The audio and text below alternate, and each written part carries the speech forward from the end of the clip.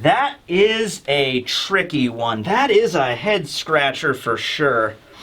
Hey, you guys want a homework assignment? I can give you a homework assignment. All right. It has nothing to do with this chapter, by the way, but I'm just going to say it. If you were going to make a pro basketball team out of One Piece characters, so like Space Jam, we're doing Space Jam, but better and with One Piece characters, who would you pick for your basketball team? I know that came out of left field, but I just thought about that the other day. All right, this will be One Piece Chapter 1084 review titled The Attempted Murder of a Celestial Dragon. There's actually a double meaning with that chapter title, which I really enjoy. Maybe a triple meaning, actually, because there's two things in the chapter that kind of indicate that. And also a murder, if you're a fan of birds, a murder is a group of crows, of which Karasu turns into a murder of crows. So, ooh, maybe there's something going on there. Probably not, but interesting. The cover page this week is actually a color spread that's really neat. It has all of the One Piece ladies on it. So you have Nami there, and she has a shirt that says Weather Queen, and of course she is a Weather Queen. But we got Boa, we got Perona, we got Ulti there in a swimsuit, we got Vivi, and they're riding down a like a water slide. Some of the highlights that I like is Jory Bonnie is biting a fish, like, you know, some of the ladies are riding on a fish, and Bonnie's at the end, like, trying to eat the fish. Something that's really cool is Koala's, like, scared of the water slide, and she's, like, holding on to Robin. Like, Robin, I'm so scared. So that's kind of nice. That's cute. I like that. I like the cover page. That's cool. So we're continuing on right where we left off in the flashback with the Reverie. So keep in mind, the Reverie in chapter 908 ended with the big round table conference with the 50 monarchs from all over the world gathering together in one room. I think it was President Hamburger, who was a combination of Uncle Sam and Abraham Lincoln. That was the chairman, sort of the one that would speak over everybody there. He's the one that would organize the meeting. And then the doors kind of shut on Reverie, and then we went away from that to focus on Wano, okay? We focused on an epic battle between Samurai and a dragon duck when we could have been focusing on very heated political discussions between monarchs. Honestly, that would have been okay with that. Like, you know, if Oda wants to give us a whole chapter of just the monarchs sitting around a table and just arguing with one another, I'd be like a One Piece version of C-SPAN. Like, yeah, sure, okay. It would be a little bit more interesting, if nothing else. We would learn a lot about what's happening in the world. It would be actually, unironically, that would be the perfect way to introduce some really hard world building in One Piece. A lot of people would probably not be able to follow along, and it would be really boring if it was like super political talk in the Reverie, but there would be so much world building and lore derived from that. And I think Oda could pull it off, but I could also understand why he doesn't actually do that. So this flashback is occurring while that roundtable conference is going on, or it's like just ending. Because remember, the Reverie takes place over the course of like several days.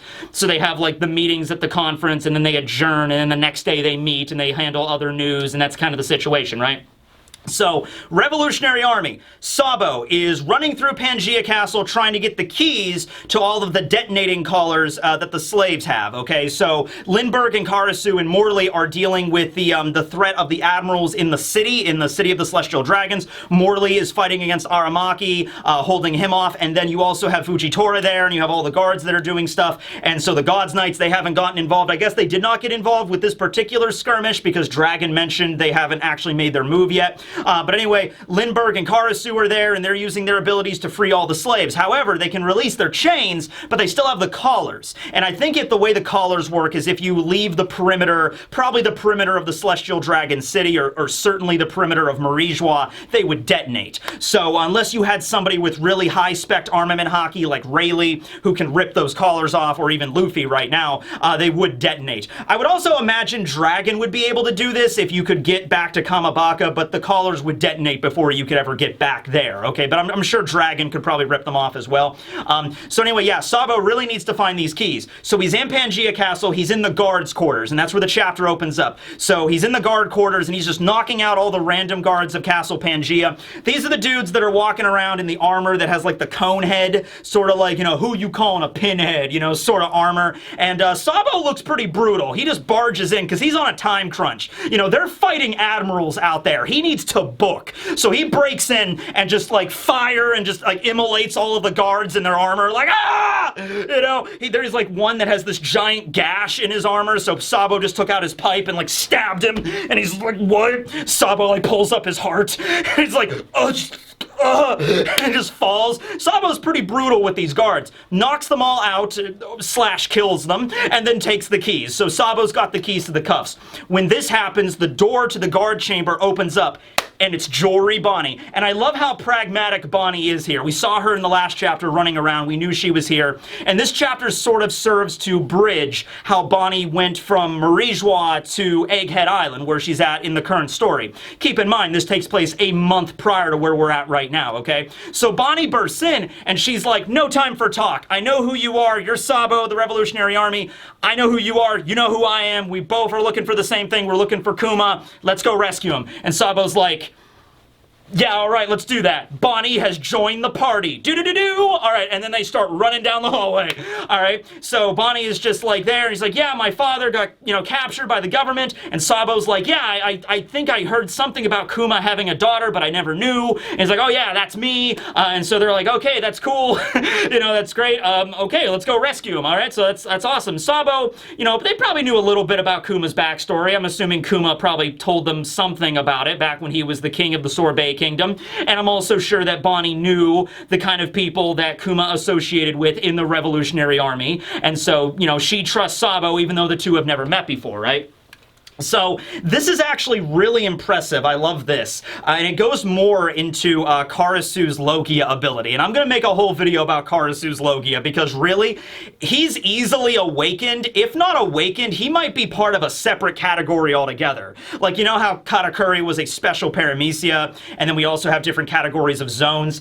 Who's to say there couldn't be a separate category of Logia? And Karasu might have it because from what I understand from this panel here, as Sabo and Bonney are running down the hall, Sabo's like, hold on a minute, and he summons one of Karasu's crows. Now remember, Karasu has the soot fruit. Okay, so his element is soot. He's a Logia. So what I think happened was, Sabo has some soot on his glove. It looks like it's on his glove here, or also it might just be a pouch, like Karasu gave him a pouch of soot. The point is, Sabo's able to just like, Karasu, I need you. And he just like summons one of Karasu's crows, hands the crow the keys to the cuffs, to the detonating collars, and just like, all right, deliver these to the slaves. I'll be right behind you. And the crow is like, okay, just be safe. And he's like, yeah, I'll be there as soon as I can. Caw-caw! And then flies away. And Bonnie's there and just like, what is that? I thought you had a flame Logia. How can you summon crows? What kind of crazy abilities? What kind of hockey is that? So, this is insane because not only the fact that we've seen Logias being able to shape their attacks into the form of animals just for like aesthetic or like to look cool. Like Akainu means red dog. He has the magma fruit, and we saw him using an attack. I think it's just literally called red dog, where he like, lava punch, but in the shape of a dog. I mean, that's cool, but it's like, it's not like he's creating like a pack of dogs to like attack for him. We saw Aokiji with his technique of pheasant peck, where he makes like the shape of a pheasant attacking, I think, Ace during Marineford. I think Ace used mirror flame to counter it, right? And they sort of just like fizzled out, right? So we've seen Logias do that. Eneru could make like lightning dragons and stuff, but this is on a whole other level. It's like Karasu is dividing his consciousness between these crows, and he can make a lot of them. We don't know the limit, but we've seen dozens and dozens of these crows. They're capable of speech. Is that like, I guess it's Karasu directly speaking through them, but even that is something we really haven't seen before. And the fact that like, just like, Sabo having the soot on him and he's able to just like summon one of Karasu's crows on demand. I mean, this would be like, imagine if Crocodile could summon an army of camels made out of sand, and he could send them off and like have his own little army of camels, or maybe an army of sand mummies, or like Gibdos. I'm playing, Tears of a Kingdom right now, right? So let's say, yeah, Crocodile was able to summon an army of sand mummies. They kind of had their own autonomy a little bit, and they can kind of go off and do their own things, and like Crocodile could speak through them. And he can also give somebody like, here's a little packet, a little bag of sand, and then at any time you can use this bag of sand to like summon your own sand mummy that like Crocodile controls, even though he's not there. Because Karasu is like outside of the castle on the other end of Marijois. He's in the Celestial Dragon City, and he's able to communicate with Sabo here. This is a really crazy, useful ability, all right? I'm just saying, Karasu is maybe one of the most, like, the finesse that this guy has with his Logia is on a whole other class. It really is, okay? So, the bird takes the keys, flies away. Sabo asks Bonnie, hey, after we free your father, what are you going to do next? Like, how are you going to get out of here? And Bonnie's like, okay, well, you guys... Actually, Bonnie's very pragmatic. She's like, tell you what, I will help you, obviously, but I will leave the rescue of my father's body, as in the PX-0, to you guys, the Revolutionary Army, because you just have, you know, you have the resources to, like, get his body out of here and then get him back to Kamabaka someplace safe. That's all that matters. He's somewhere safe in an ally's hands, okay? Somebody I can trust.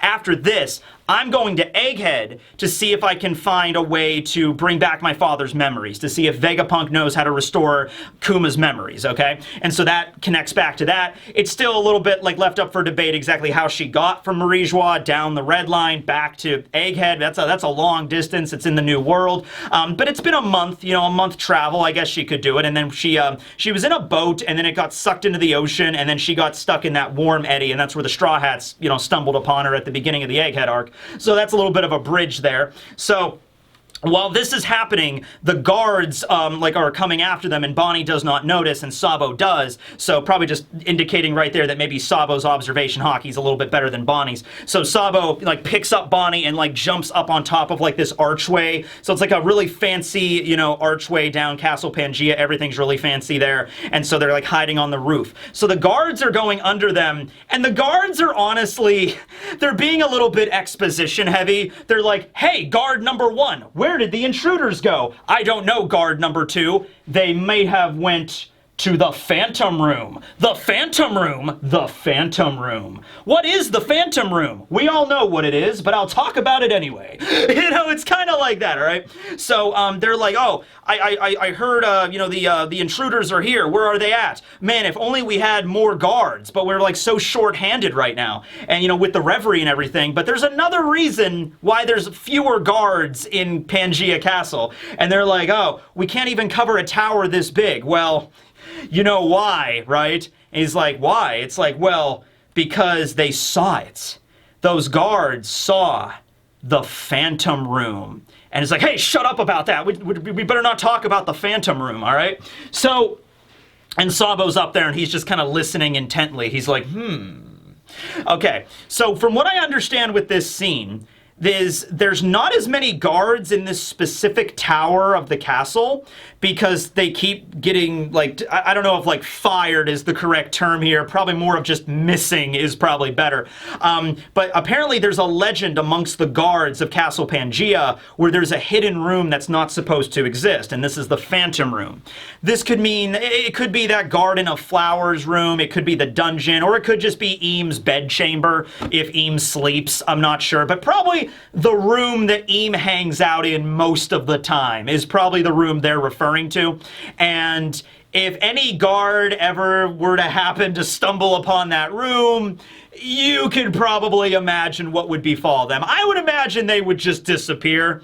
You know, they walk in and see Eam, you know, getting out of the shower, and they're just like, oh, excuse me, and then Eam is just whoosh, and then they just and they just get like blipped out of existence, or Eames like shadow appears and like sucks them into the negative zone and just and Eam is like, I really need to get a better lock on that door. You know, really need to hide that door better. So that's the implication, is that guards will sometimes just go missing and because they found this room, and it's just like, hey, don't talk about that. I don't want to disappear. It's like, all right, sure. And so, yeah.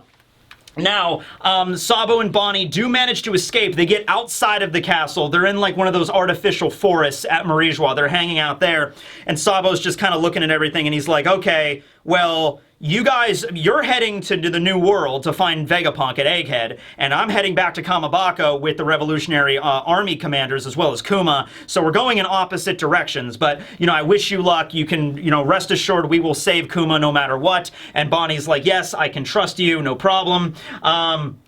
I'm a little bit surprised that, you know, you as like this maverick member of the Revolutionary Army is so amenable and is so friendly. You also got to keep in mind the way that the government probably paints the revolutionaries like Dragon and Sabo in terms of their demeanor is probably not in the nicest light. It's probably treating, you know, this is Sabo, the chief of staff of the Revolutionary Army. He's a cold-blooded killer that'll stab you straight through your heart. Pull it out so you can watch yourself die. You know, that's probably the way they're going to paint the revolutionaries. Probably not much better than pirates, if not worse than pirates in the public light, right? At least the public that has not directly encountered the Revolutionary Army, right? So Bonney is just like, oh, you're a pretty nice guy, right? Yeah. But we're both determined to save the same person. So Bonnie's like, yes, look after my father. I trust you. And so I'm going to go get his memories. You go get his body. And hopefully we'll be able to join the two together and everything will be perfect. Okay. So now we cut over to the empty throne room. All right. Where we have the meeting between Nefeltari Cobra, king of the Alabasta Kingdom, and the 5 Gorosei. This scene, I'm thinking, is right after the moment where the Gorosei, remember, because this scene is very similar, where they were bowing down to Eam, where Eam sits on the throne, and they're all bowing down to Eam, and they're like, Lord Eam-sama, what light in the world do you want us to extinguish? What is your will? Something like that. Because as they were walking to the throne room in that chapter back at Reverie, they mentioned that Cobra wanted an audience with them. And that audience is apparently happening right now. I thought the Gorosei were going to go into the throne room, listen to Eam's orders, and then they were going to get up and then go back to the room of authority. And I thought that's where Cobra was going to meet them. I didn't think they were going to meet here. So from what we understand, the Gorosei had their meeting with Eam, and then Eam, I guess, walked off the throne and then went back to the room of flowers. We're going to see later that Eam is listening to this entire conversation via Denden Mushi. Eam is in the room of flowers in the garden listening to conversation on a Denden Mushi. And so Cobra is in the room. He's in his wheelchair. He's by himself.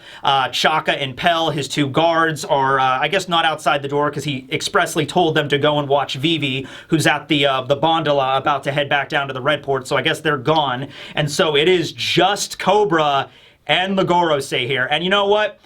Do you think Cobra understands how close he is to dying right now? Like, we know Cobra's going to die, but do you think Cobra understands the meeting that he's having right now with the Gorosei? Does he understand if he says one wrong thing, he's dead on the spot?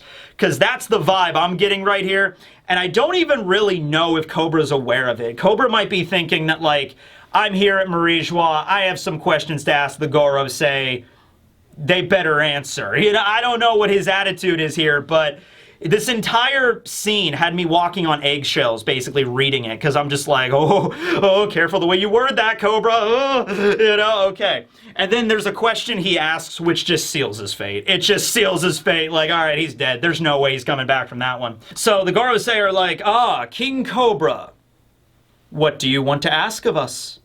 And Cobra's like, all right, well, I guess I should start from the beginning here. Now, a lot of this information we already knew about, but it's good that Cobra's laying the groundwork here and sort of like so we don't miss anything. He's very methodical in the way he's structuring his question because he doesn't want to leave anything out. So he's like, all right, so this is going to be a little bit of stuff you guys already know as the Gorosei, but I got to go through everything here as a setup, all right? He's like, okay.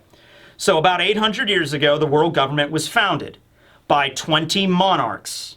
They came together and they pledged their allegiance that no one person would sit on the throne, which is what the empty throne represents. They took their individual weapons and they plunged it below the throne as a symbolic representation, as a physical representation of that pact, of that oath, okay? By the way, I just started reading The Way of Kings yesterday, and it starts out very similar to this now that I'm thinking about it. I just read the prologue of it, but we'll see where that goes. Anyway, so he's just like, now, the descendants of those monarchs are referred to as celestial dragons. And they're the ones that are living at Marijois. They are the direct descendants of those clans that moved to Marijois when the world government was founded. Since the 20 monarchs were forming the world government, their individual kingdoms needed new royal families. This is the most obvious with Dressrosa, the one we do know about, where the Don Quixote family used to rule over Dressrosa. since the Don Quixote family was one of the founding families, they left Dressrosa, moved to Marijois, and installed the Riku family as the ruling royal family, okay? And so King Riku Dole III was the representation of that, okay? And then he was ousted by Doflamingo later, and then now he's back in power, all right?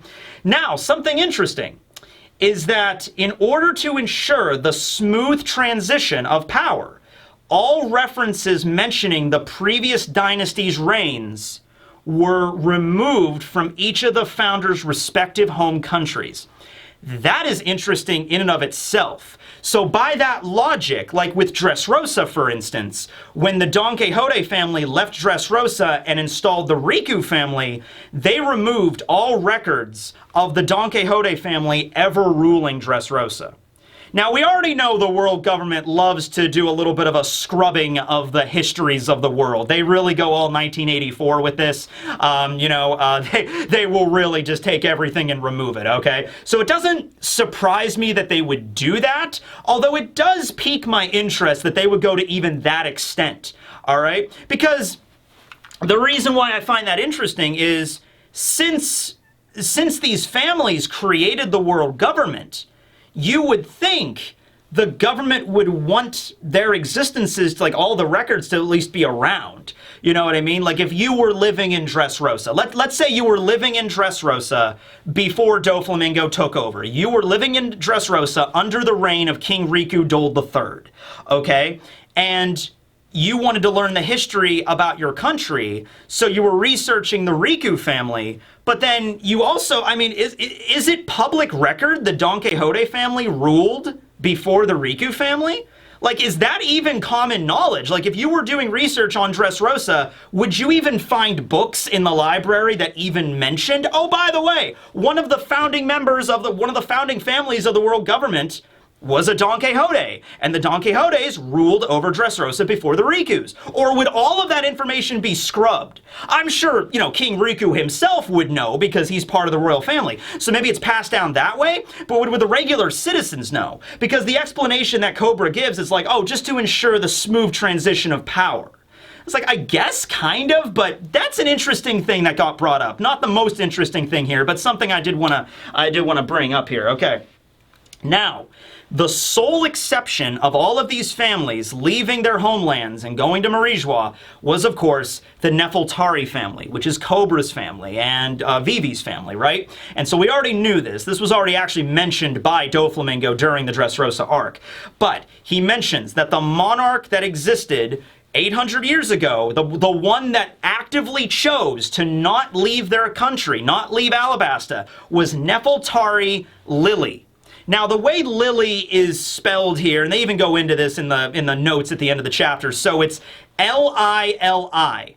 So I guess you could just say it as Lily. I guess Lily would be another way of saying it. It's probably just going to be Lily, but it kind of goes, and we see a silhouette of her, and she looks remarkably like Vivi in the silhouette. So that connects back to when Eam was like looking at the picture of Vivi, and Eam was like longingly looking at that picture, and sliced up Luffy and Blackbeard's wanted posters, and then drove a knife through Shirahoshi's picture. But Eam specifically, he didn't cut up or stab Vivi's picture. He was just kind of like, or they were just kind of looking at it like, And so for that reason, I think Lily and Vivi are going to look exactly like. Also, Cobra's late wife, who was Vivi's mother, was Nefeltari Titi. All right, T-I-T-I. So if we're going along with that, V-I-V-I for Vivi, T-I-T-I for Titi, and then L-I-L-I for Lily or Lily. It's probably just Lily. I'm just going to say Lily from now on because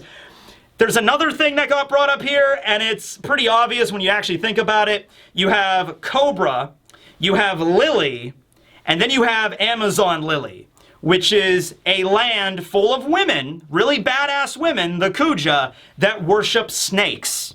And you have Boa Hancock, Boa Sandersonia, Boa Marigold, right? And they all have their snakes. And the Yuda, which are the snakes that pull the Kuja's pirate ship, all right? And they each have their own individual snake companion, like Boa Hancock has Salam, all right? Or Salome. So the connection here, I think it's too obvious to be overlooked. Cobra doesn't directly mention this, but the idea that maybe the original founder of Amazon Lily was Nefeltari Lily, and it's Amazon Lily, and then so Boa is sort of like, in a weird way, connected and related to Vivi. This is an interesting premise, right? And so that was not something that was super uncommon, and like everyone kind of clicked on that pretty much immediately, like, oh wait, Lily, Amazon Lily, like I said, her name might not be pronounced this, but it's looking like it probably will be, okay? She refused to leave her homeland, and so for that reason, there are only 19 weapons that are in front of the empty throne that pledge their loyalty, okay? So she did not become a celestial dragon. She returned to Alabasta to continue her reign. However, I've been going through scouring all of the ancient texts in my kingdom, and Alabasta is an old kingdom. All right, remember back when Robin was reading it was the fake history off the poneglyph, but I still think it was real. Like, the poneglyph in Alabasta did actually give the directions for where Pluton was, that it was in Wano, but Robin wasn't going to give that information to Crocodile, so she started, like, reading off, like, 4,000 years ago, the reign of this conqueror was ended, and then Alubarna was founded after this person was defeated, like Amenhotep IV was defeated or whatever. And so Alabasta is a very old country, stretching back even further than the Void Century, thousands of years before the Void Century Alubarna was built, all right? So there's all these ancient texts, and Cobra's going through all of them, and he brings up, after 800 years ago, so after the world government was founded, her name is not mentioned once. So Detective Cobra is doing a little bit of sleuthing here, and he's like, all right. Now, I don't know if that means, he says that her name is not mentioned after the formation of the government, so I'm thinking maybe the ancient texts of Alabasta actually do mention that, okay, Nefeltari Lily was our queen, and she fought in this war, and they won. The world government began to be formed. Lily made her return back to Alabasta, and then that's where the record ends. No more mention of her after that. But the Nefeltari family did continue to reign because Cobra's around and Vivi's around. So it's not like Lily disappeared and the Nefeltari family just ended. Cobra even mentions that the rule of the kingdom was left up to Lily's younger brother at the time. I think we're going to meet all these characters. We're going to meet Lily. We're going to meet Lily's younger brother. This will be during a flashback to the Void Century, which means Oda's finally setting up for that. So Lily's going to be a very main character during the Void Century flashback. Her little brother's probably also going to be very relevant. This is important, and Joy Boy is going to be relevant, obviously. The original mermaid princess that was Poseidon, she's going to be relevant. All of these characters are going to be relevant, so we're sort of beginning to build up the main cast of the Void Century, and I'm really loving that. So Cobra finishes his question. His question to the Gorosei is, it appears Queen Lily never made it home to Alabasta from Marijois, and the burden of ruling fell on her younger brother. My question to you, Gorosei, is, do you have any record of what happened to Nefeltari Lily? Now, already Cobra's really dancing on eggshells here, okay? St. J. Garcia responds to his question. And he just kind of like, after Cobra kind of goes on this long monologue, kind of building everything up and then asking the question, I can imagine the Gorosei are kind of like,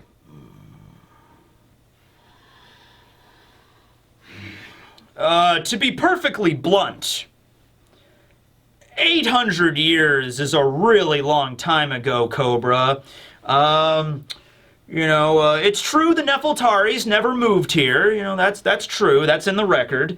But as far as I recall, Lily left and went home, and you're asking us to have like records of stuff from 800 years ago, and as far as we knew, yeah, she made it back. Beyond that, we don't know. We have no idea. So already Cobra should be smelling bullshit a mile away. First of all, you have this question about like something that happened 800 years ago. Like, what happened to our original monarch? What happened to Lily? And their response is like, we don't know. 800 years ago, like what happened to our original monarch? What happened to Lily? And their response is like, we don't know. 800 years ago, like what happened to our original monarch? What happened to Lily? And their response is like, we don't know. 800 years ago, like what happened to our original monarch? What happened to Lily? And their response is like, we don't know. My response to that would be, you don't know. He's like, no, that happened like 800 years ago. We don't know. Do you want to go check your records? You didn't even check. You were just there like, oh, no, we know the records. Yeah, we don't know. You're not going to check the records. You're not going to even think of it. They don't even seem like they're thinking about it. The Gorosei are kind of messing with Cobra here. I think they know he's dead. All right, he knows he's not making out of this alive. Yeah, we don't know. We don't know what happened to her. And so Cobra's like, all right. In that case, what's the meaning of the D? Okay, first of all, the balls on Cobra to ask that question directly to the Gorosei. That's a clap. That's an applause. The balls. The testicular fortitude, man. To roll right up to the Gorosei, quite literally roll up to the Gorosei in your wheelchair and ask them directly, what's the will of D? What's the D stand for?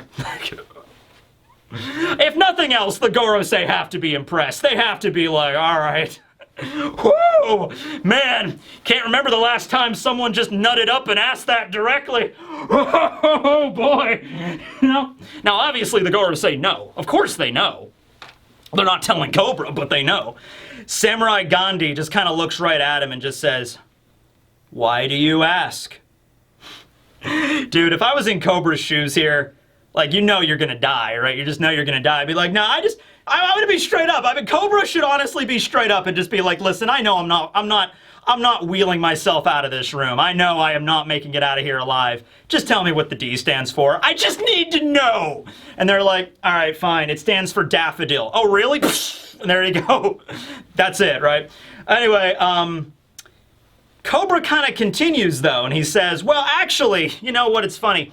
I said earlier, I was looking through all the ancient texts and the histories of Alabasta, and Lilia was not mentioned a single time. That is true. However, truth is, the Queen did pen a short letter, and that has been passed down from each generation of the ruling monarch of Alabasta for 800 years. So Cobra has this letter that was written by Lily, and he's read it. I don't know if he has it with him. He's probably memorized it, because he says it's a very short letter, and if he's had it his whole life. So Cobra's father or his mother or whoever was the ruler before him was like, take this letter, it was penned by our ruler. Kind of like maybe a prophecy. It's a treasured item that was only kept between the royal family.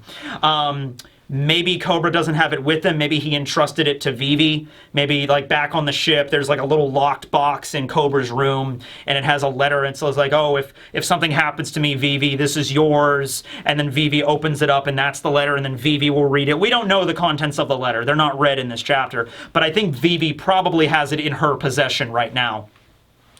And so the Gorosei peek up at that. They're just like, wait, what? Oh, shit, what? Oh, that's not good. What if Cobra already knows? What if Cobra already knows what the will of D is? In the letter it says what it is, but what if he was like testing the Gorosei? Like, are you actually going to tell me? Are you going to be straight up with me? Are you going to tell me directly what this is? They're like, why do you ask? And like, I already know. I'm like, so they're going to kill him no matter what. Like, he says he now has a piece of paper that was written by somebody 800 years ago about the Void Century and the Will of D. They're going to eliminate him no matter what. But the balls on Cobra, man. Oh, yeah. So now we cut away very briefly. We cut away to the courtyard in the middle of the day, by the way, this is happening, where Charloss and Roswald are using Kuma's abilities, the PX-0, to chain up Shirahoshi. So Shirahoshi is in the courtyard, and she was just there, and I guess her three brothers, Fukaboshi, Mamboshi, and Ryuboshi, just turned their backs for a brief moment, and now Shirahoshi is just completely covered in chains, and she's like trying to get loose, and she's just like, oh, please help me! And so Kuma's like restraining her, and Charloss is there just being the biggest scum fuck you'd ever imagine. Like, Charloss is like, yes, I captured her, finally. I'm gonna ride her into town every day. Yeah. And then Roswald is like, yes, son, yes. All right, tighten the chains, PX-0. And Kuma's like, affirmative. Is like, even as a robot, though, with no humanity and empathy left in me, I have to say, this is really messed up. You know, seriously, it is. So Shirahoshi's being restrained. There's some other nobles there. Remember those nobles that like proposed to Shirahoshi? Like, oh yes, Madam Shirahoshi, my son is looking for a wife. Perhaps we could arrange a marriage. And then Shirahoshi's like, you're not my type. And he's like, what? You know, so some of those guys are there hanging around, and they're like, oh man, this is really messed up. What's happening? Yeah, we should probably do something. Oh, and then they just all run away because it's Charloss. Charloss, these guys are not celestial dragons. These guys are just regular nobles that came along with their monarchs for reverie. So they're just getting out of there, and they don't even care. They're just like, oh, it doesn't involve us. We're out of here, right?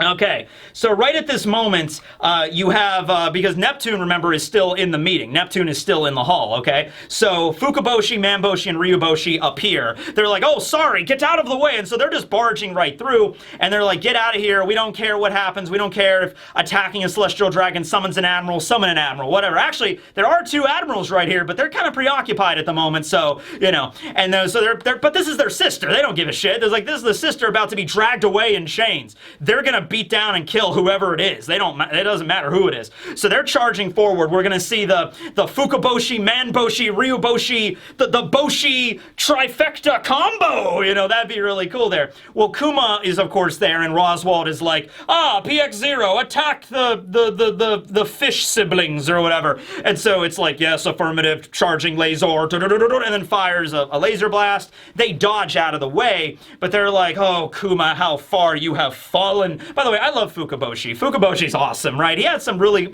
important plays during Fishman Island. I love the chapter just called Zero, where he was like imploring Luffy, just like, Luffy, please, you don't have to make things better than what it was. Just, if you could just reset it back to 0, that would be, just that alone. And so then Luffy was fighting Hody and everything.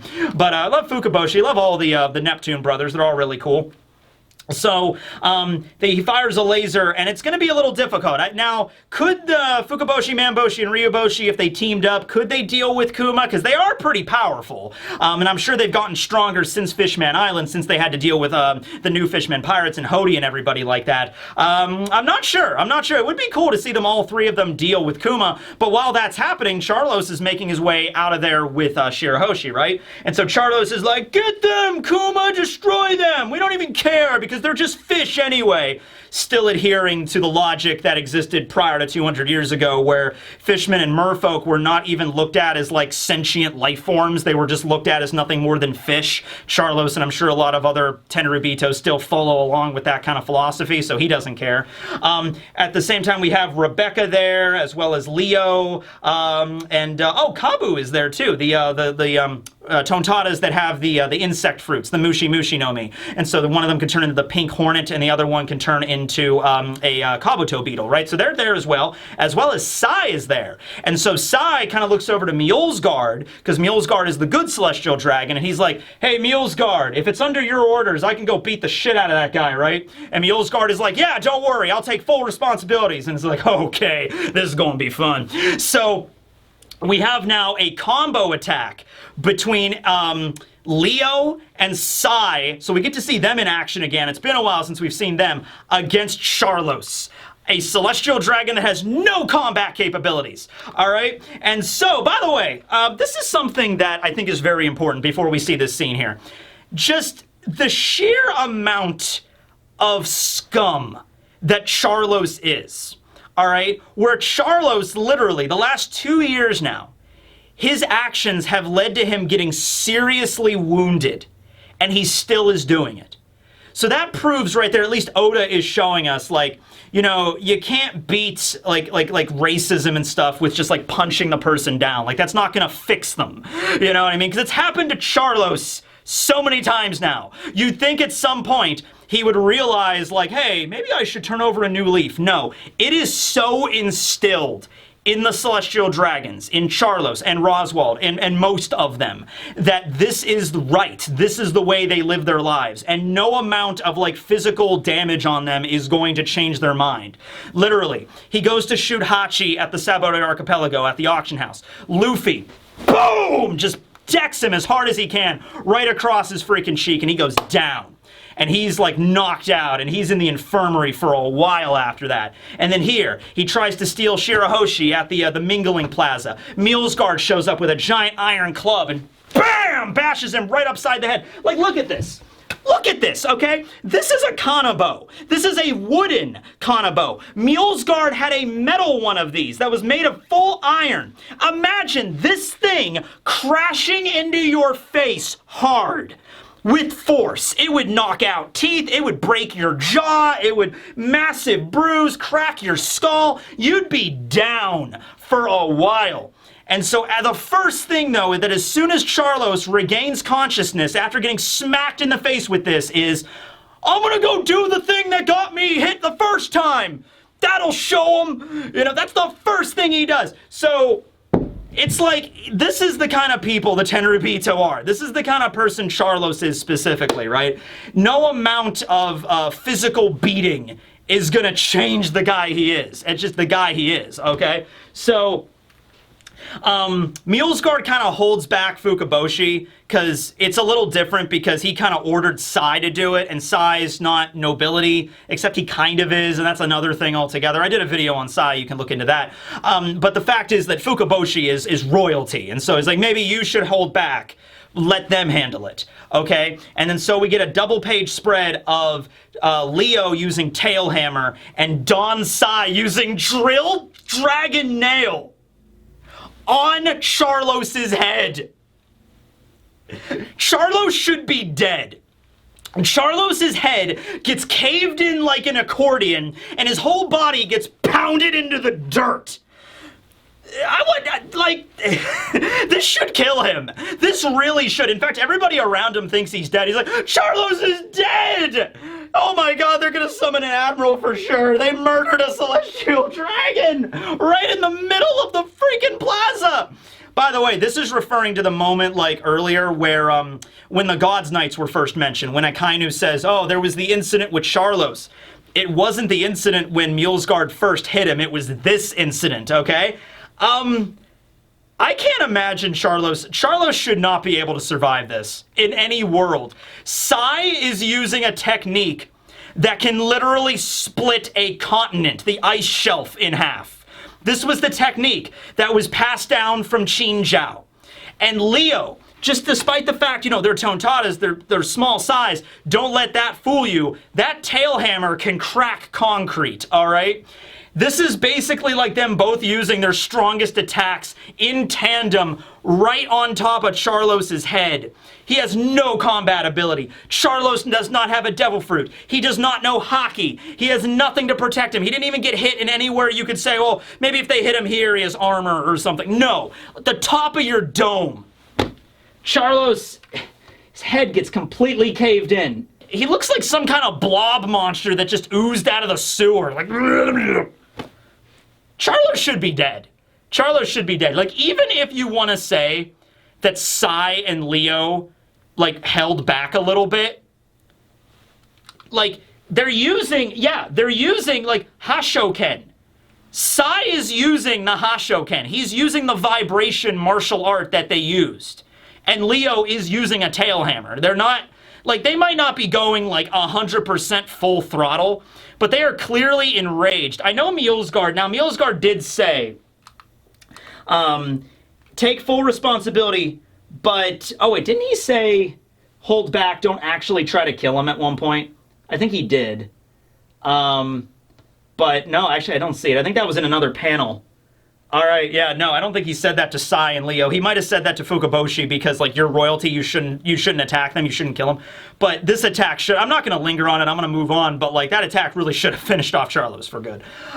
Plus the fact he's been attacked, like, 3 times now, like, Luffy punches him, and then that. Now, you might say, well, the title of the chapter is the attempted murder of a celestial dragon. So you might think that refers to this. It's an attempted murder, so Charloss is still alive.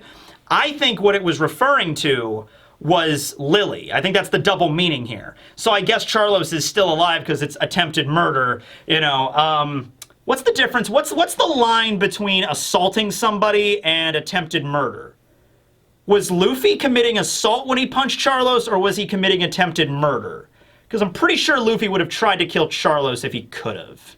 you have that, and then Kuma goes to attack them, Leo and Sai, you know, because he's like programmed to respond, and then Morley pops out of the ground and grabs Kuma and drags him away as Morley is crying, like, oh, Kuma, please stop, you don't have to fight anymore, you can come back with us. And so that's how Kuma was rescued, okay? Let's go home together. So Morley gets out of there, calls over to Karasu, Karasu, let's get moving, let's get out of here, right? Okay, and then that's that scene. You know, and then Roswald comes over and he's like, look at how they massacred my boy! You know what I mean? So yeah, I don't know. It's One Piece, so I guess Charloss is still alive in the chapter title, but like, how? How could he live through this? Unless the world government and the Tenryubito have some medicine, some ability that can like bring you back from death or the brink of death. Unless they have something like that, which they very well could. I don't see this because, you know, the heal fruit, Mancherry has that. The op fruit, Law has that. Maybe they have some other devil fruit that can like heal you. They have Louis Leclerc's ability. I don't know. We'll see.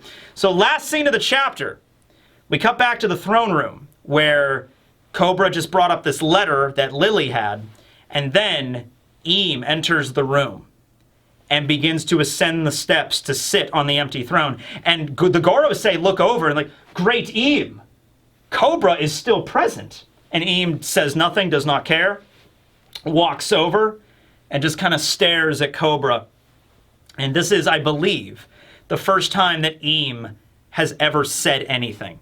Okay, and I'm actually really excited for this because now, I mean, we knew Eam was going to talk eventually, but Eam is now going to have like a voice actor in the anime, and we'll see where they go with that. That's obviously not going to be for a while yet, but we now have something to look forward to. We have to look forward to Eam's voice. What's it going to be? Is it going to be a male voice or a female voice? Is it going to be like a Darth Vader voice, like Eam Sama? Is it going to be something like that? Like, how's the voice going to go? I would imagine Oda would have to leave some notes with this. Like, okay, for Eam, make it somebody like this, like have it be a male voice actor or a female voice actor. We might find out more about Eam maybe before that, but if everything stays the way it is right now, it would be interesting to see. So, Eam looks down and says, Lily, and then sits on the empty throne with a thump. Break next week. End of chapter. And Cobra is just looking on like, what the fudge?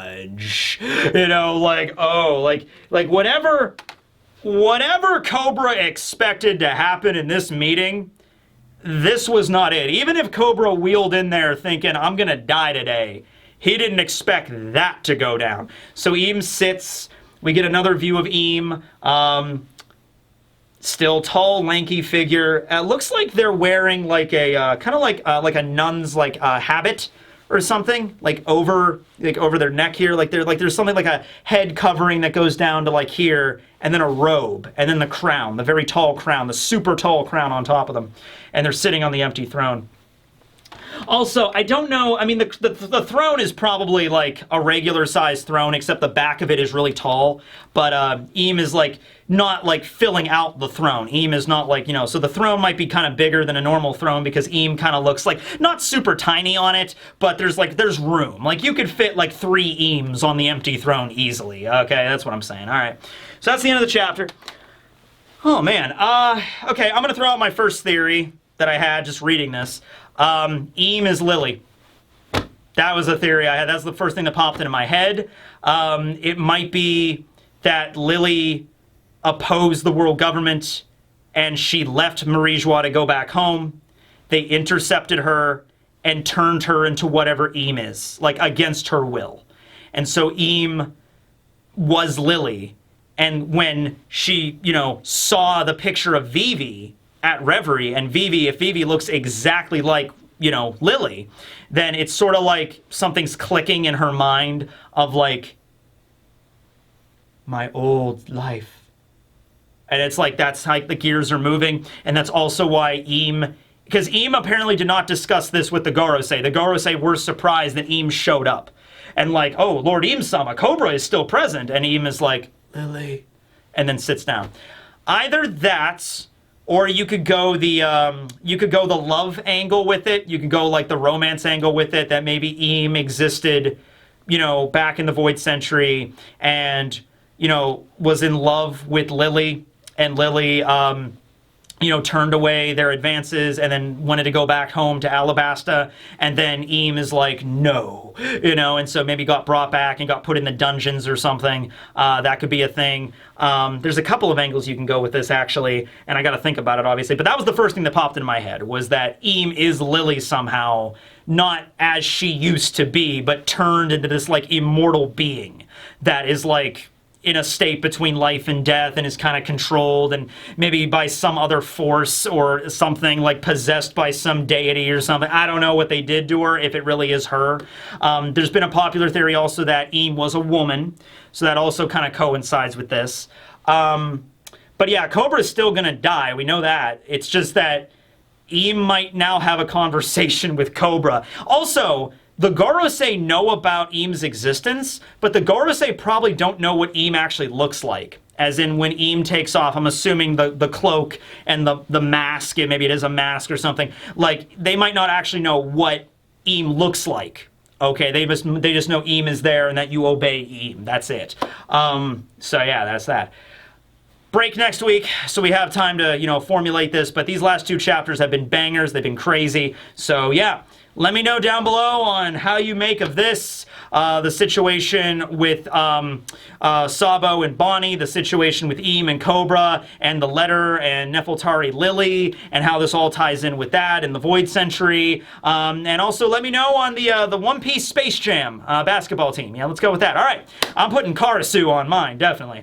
All right, thanks for watching, everybody. This will be Teching, signing out. Later, everyone.